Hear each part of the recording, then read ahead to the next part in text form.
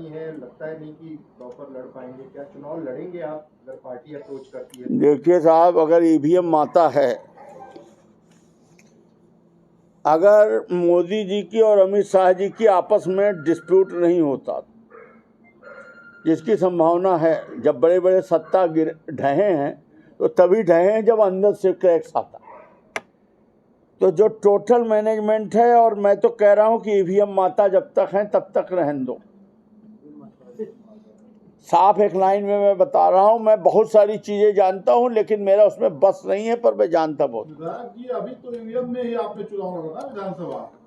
मैं क्या बोल रहा हूं आपसे, वो तो किस्मत है, प्रकृति मैं वही बोल रहा हूँ, ईश्वरी कृपा है, 730 वोट से बच गया। नहीं, चुनाव तो ईवीएम पे लड़ा ना आपने। हाँ, ईवीएम पे ही लड़ा। मुझे आप यकीन करिए 22,000 वोट से जीतने की उम्मीद थी, जैसा मैंने कैलकुलेशंस किया था। और मैं अब आपको क्या बताऊं, क्या एक एक वोट में जानता हूं। मुझे खुद आश्चर्य है कि हो क्या गया। तब भी ईश्वर की कृपा थी। 730 वोट से मैं बहादुरी नहीं बता रहा, मैं ये बोल रहा हूँ कि मैं बच गया।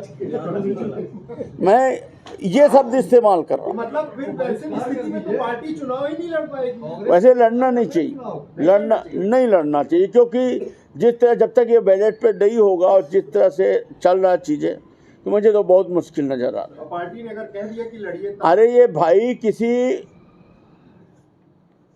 किसी मान लीजिए, कोई अच्छा सा नाम लीजिए, मान लीजिए बिल्ली का कोई नाम ले लीजिए, कोई बिल्ली का नाम लीजिए, मतलब जैसे बिल्ली का नाम जो रखते हैं। हाँ, कोई नाम बताइए। मान लीजिए जैसे जूली बिल्ली। अब अगर ये जूली बिल्ली को टिकट दे दिए तो ये एक नैरेटिव बना देंगे 3 महीने पहले कि जूली बिल्ली भगवान राम की सेवा में थी। इसकी जो सगी मौसी थी वो केकई की सेवा में थी, भगवान राम से इतना जुड़ी थी।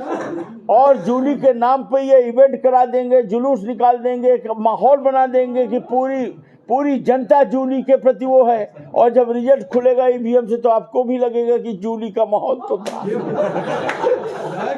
आप लोग भी जूली बिल्ली का खेल खेल सकते हैं, या राहुल गांधी जी भी खेल सकते हैं, आप लोग क्यों नहीं खेल रहे? नहीं, जब उनका समय था तब राजनीति में कुछ एथिक्स थे, सिद्धांत थे, मर्यादा थी।